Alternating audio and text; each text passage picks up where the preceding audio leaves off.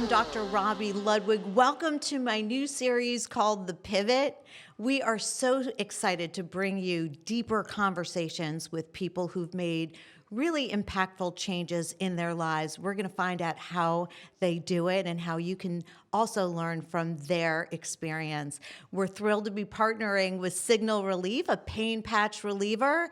I've used it and had tremendous success. We're really excited to have you join us and learn more about how to make the important pivots in your life.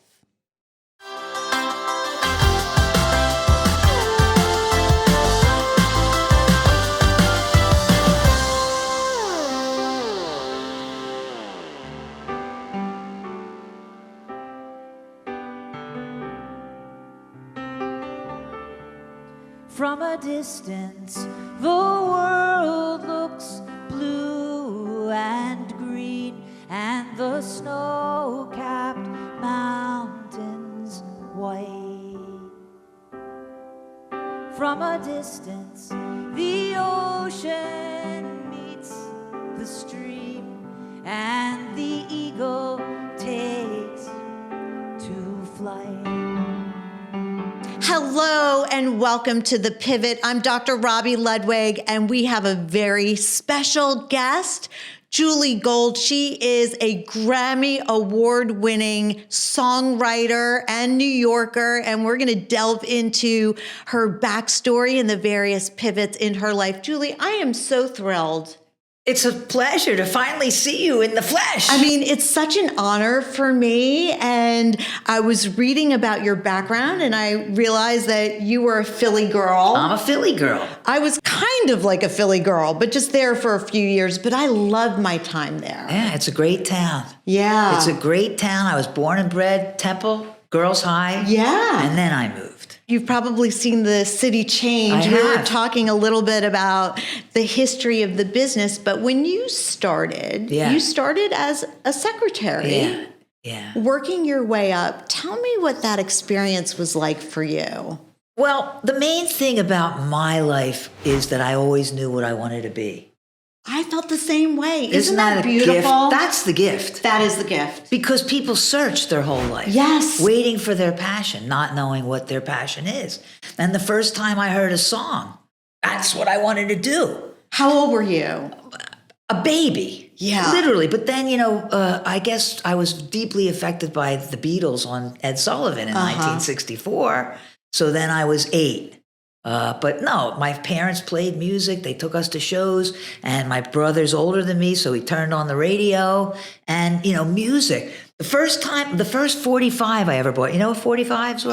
Of course I do. Well, it was... I ruined many of them. Yeah, well, it was Petula Clark singing Downtown. Yes. And I said to my father, it says, Downtown, Petula Clark. And then in teeny letters, it said T. Hatch in parentheses. And I said, Dad, what's T. Hatch? He said, that must be the name of the songwriter. Oh, I said, wait a minute. The songwriter? What? Somebody wrote that song, Jewel. Who? A songwriter. How do you get to be a songwriter? And that's when my path was determined. That was your aha moment. That was my aha moment, Downtown. Yeah. Mine was when I was in second grade, I realized I wanted to be a therapist, and I actually thought I was one. Just because I wanted to be. Because people said to you, how did you have a way with people? You bring out the truth in people. How did you know that? We came from an analytic family, just naturally. Were they shrinks, your parents? No, not formally. My mom was a teacher. My dad was a chemist. Oh. But, we had a very psychological family. And I just felt I understood psychological dynamics. Yeah. That was my strength and that was my love. Fantastic. I mean, I had a long way to go to get good at it. But once you have your eye on your goal. Yeah. So, anything I did from the moment that I knew I wanted to be a songwriter to the moment that I actually won a Grammy, which still is a miracle, was just to survive. I didn't do any day jobs only as a means to an end to pay my rent. I didn't want to be anything else. Yeah, I understand that drive. Yeah. It's just like you have this myopic vision.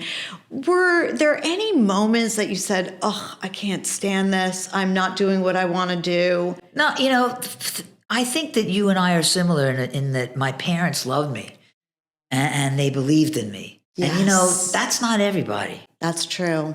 You know, no matter what. When I brought home a bad grade, my mother would say, your teacher must be crazy. Oh, how nice. I did So, not I mean, have that same how could experience. Well, how could I lose? You know, so any time I was rejected, and I have notebooks, I have documented my entire career. Everything I ever wrote and every response I ever got. Notebooks. I have it all. And it's very, very meticulously kept with a ledger and everything. It's quite interesting if that's the kind of thing that interests you. But, you know, whenever I was rejected, I said, they're wrong. Exactly.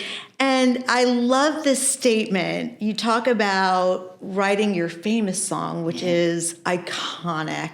Thank you. And it took you 30 years and 3 hours. Do you want to tell us a little bit more about that story? Well, you know, I was a child of the 60s. And I vividly remember everything. You know, that TV was fairly new. It was the first televised war. Wow. I remember, you know, the space shot and seeing people, you know, bouncing on the moon and women marching and holding hands, black people being accosted by German shepherds and you know, all of those images being hosed by power hoses. It all got in. It all got in. And every songwriter only writes what they know.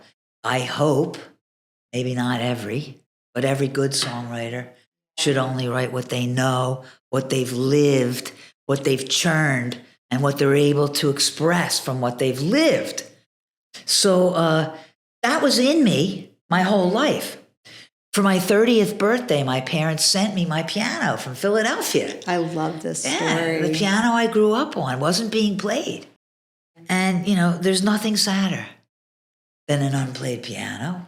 But it's where the magic happened. And that was my magic carpet, my treasure truck, my treasure chest, my possibility. Yeah. That piano was my possibility, and they sent it to me. And I took the day off from HBO, where I was a secretary. And it was a cold winter's day in 1985. My birthday was 86. I was going to be 30. The truck pulled up in front of my house.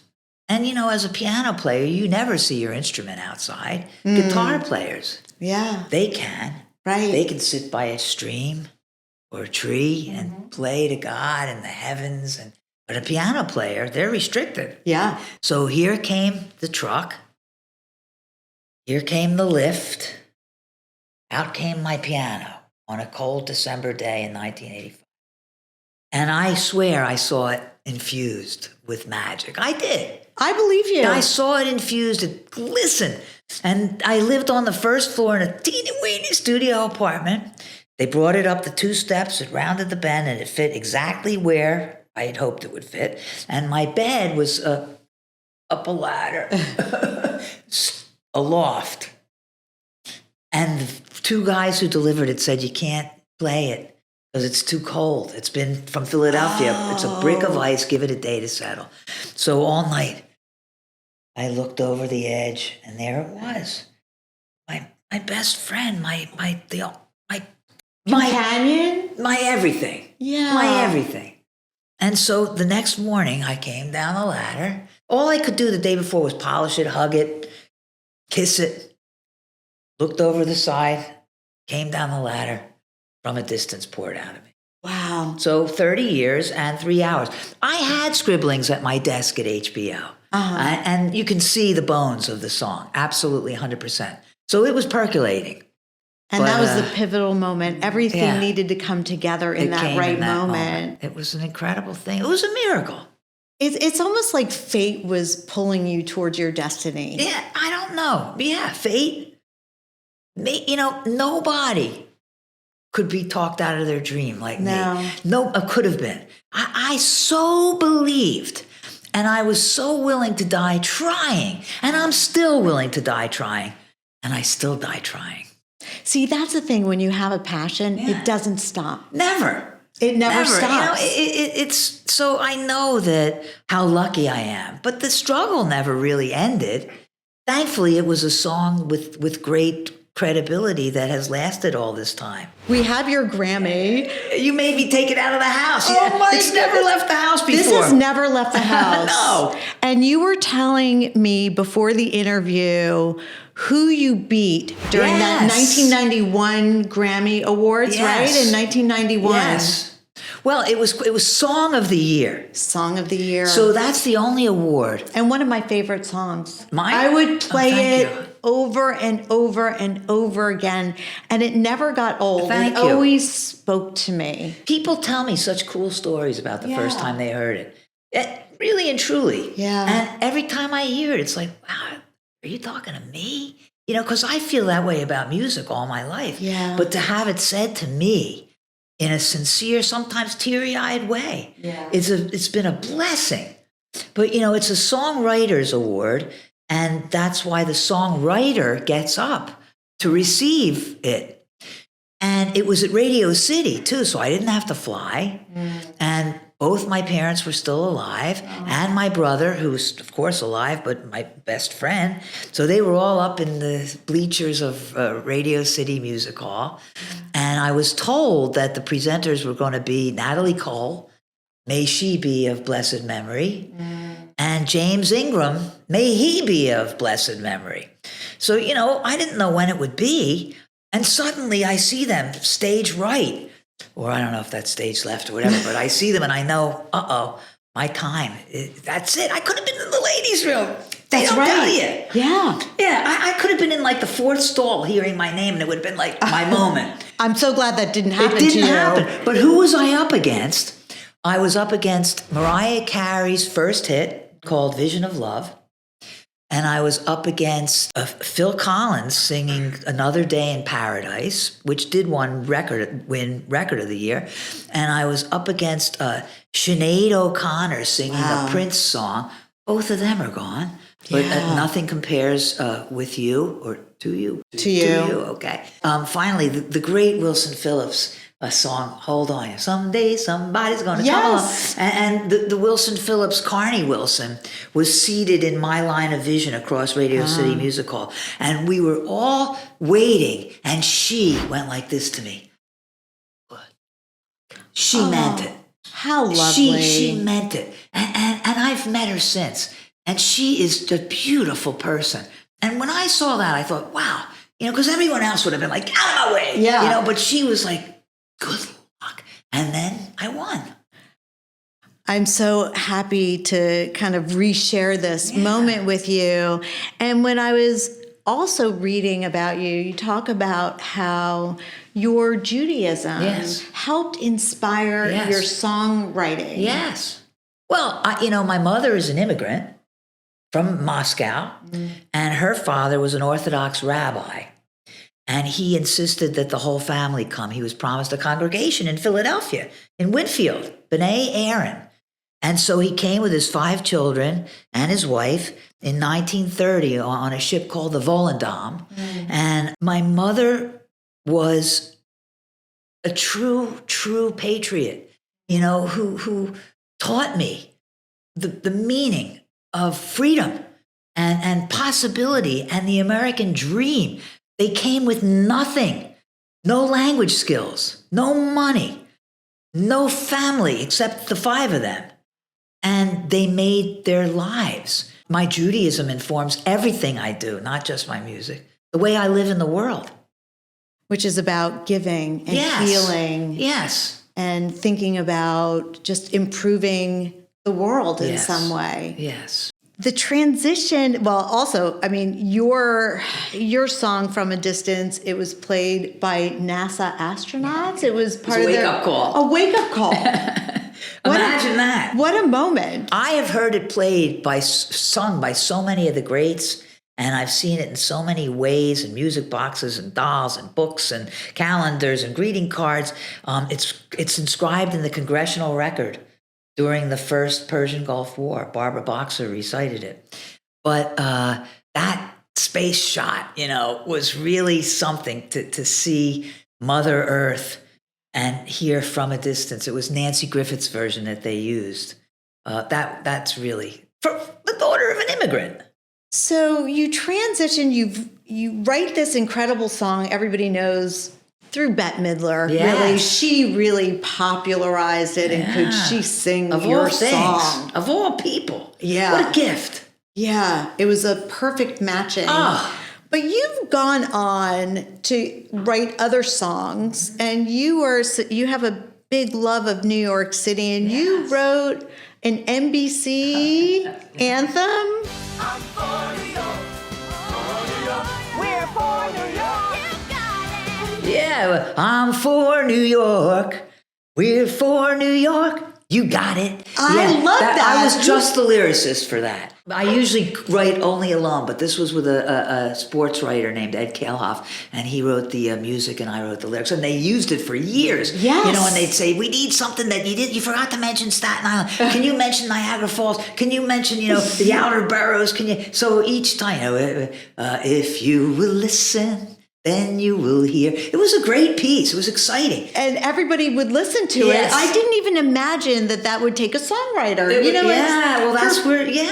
For people who are not in the know, they think of songwriters for songs, but they're for jingles and Great commercials. opportunity. And it was back in the days of, Sue Simmons. Yeah. And Chuck Scarborough. Right, all the biggies. All the greats. Before cable, when everyone would watch That's the right. news. What would you say is the most interesting pivot for you as a songwriter after having this big song come out? What's your goal now and the transition now for you? Well, I've always been really and truly at peace with who and what I am. I never wanted anything. I did not. I didn't hope for a car. I didn't hope for anything. I don't have anything. I have a one-bedroom apartment that's paid for. I can have a bling here and there. I don't even want that much. I don't even change my clothes that much. Maybe you could share your secret for that. I feel like I'm always wanting an extra bauble here and there. But, my mother was very wise, and she would quote constantly from the Pirkei Avot. I don't even know if you would. That's a book, a Jewish book called The Sayings of Our Fathers. And her expression was, Ezehu Ashir Hasameach Behelko. Who is rich? He, or the person, who rejoices in their portion. Being happy with what you have. And she ingrained that in me. And I am. And the thing is, it's problematic for some people because I love my routine. Yeah. I am crippled when I'm taken out of it. But it's like, the main thing is that, thank God, it was a song that's still well known. Yes. So when people say, what do you do? And everyone always says it, or what now they say, what did you do? Which it's horrible. Yeah. I say, well, I'm a songwriter. Yeah. And there's always like, here we go. This will be good. And Where's she done? This will be good. And they say anything I would know, and I say, from a distance. And all generations, no, they say, you didn't write that. I said, yeah. And that's the gift I've gotten to live. And it never, ever lets me down. The youngest now don't really know it. But, my peers and their parents and their kids all know it. But now their kids have kids. Yeah. So they don't know it. I bet you it'll get recorded again. I bet you it'll be recorded again. I'm shocked it hasn't, quite frankly. I believe so, because we need inspiring songs. Well, we do. We don't really have that. I don't think we do, but I don't want to seem like a jaded old, I'm willing to sound like a middle-aged whatever, it's just an observation. I keep trying to listen to the music, but I'm having a lot of trouble loving it. Some of it. What do you think about AI? Because I do segments on NBC News, psychological segments, and before I post, there's an AI song that's called Mental Health Matters, and it says AI wrote it. Oh my God. And I just use it over and over again because it fits. But what does that do for the songwriter? Does it make it more difficult, more challenging? It's a great question. I don't know enough about it. I really don't. I'm afraid to tell you that I've never downloaded a song. I still buy CDs. Oh. I wouldn't want to insult a songwriter by putting earbuds. Yeah. I don't like it. I have to be surrounded in my house. I got to put on a record and listen. Now, I've had a friend who was a teacher at Friends for 40 years. He just retired. And he said, nowadays, kids hand in stuff. You don't know who wrote it. You don't know? And I have a friend who experimented with songwriting and sent in ideas, and a song came back, a full song. You can't write something yourself. Right. You can't use your own heart and brain. Come on, what are we becoming? What are we becoming? People ask me all the time, are you afraid as a therapist you'll be, replaced by a bot? And I say, God forbid. Maybe, but I doubt it, because part of the corrective emotional experience is having it with another person. The human exchange. The human exchange. Right. And songs reach the soul if they're done right. If and they're live done on. right. Yeah. You know when you've been deeply affected by something. Right. Whatever it is, it takes over and it elevates you. Yes. And it changes your life. Yes. And you've used From a Distance to create a children's book. Well, I had nothing to do with it. Oh, you didn't? Yes, some I give artist. you credit. Well, thank you. It's my lyric. Yes. But an artist in England, Jane Ray, deemed the lyric strong enough to have an illustrated children's book. And since that time, it's in English, it's in German, it's in Spanish, it's in Japanese. I can't believe it. It's From a Distance by Julie Gold. It's like, that's me. That is me. It is. You are truly a blessing. And when I was looking at your website, I was so struck by your generosity. Like what? How you share books of friends, how you directed people to your brother's website. He teaches guitar. Yes. Yeah. And you're just that giving person. And I'm so grateful to have you here and to meet you. Thank you. Same. I've seen you on TV all these years. Well, Who would have thought? I know. Well, I hope we can be friends, because you're my kind of person. You're my kind of person. And we could swap jewelry too. Yes. As long as you let me swim with it. You could swim And with I don't all think of I it. could swim with this. No, you could I swim would with end it up all. having to be rescued, Well, I think. I can work on it. You teach me how to write a little something. I'll teach you how to wear the right jewelry for swimming. Thank you so much. Thanks. In ending, is there any advice you want to give to those out there who want to follow in your footsteps? Follow your passion. It's such a cliche. But it's if true. you know what you're meant to be in this lifetime, that's what you're meant to be. Don't I agree. squelch it. Don't squelch it. Don't make it because it's not paying enough, or it's not glamorous enough, or your father or your mother wanted you to be this, or if you know what you're meant to be it, or you're depriving your fellow humans of your greatest gifts. It's essential to being who you are and Yes. living a meaningful and fulfilling life. Yes. I agree with that. Makes the world a better place. It does. Just like you do, Julie So do Gold. you. Thank you so much for All right. being here. Pleasure's all mine. Thank you.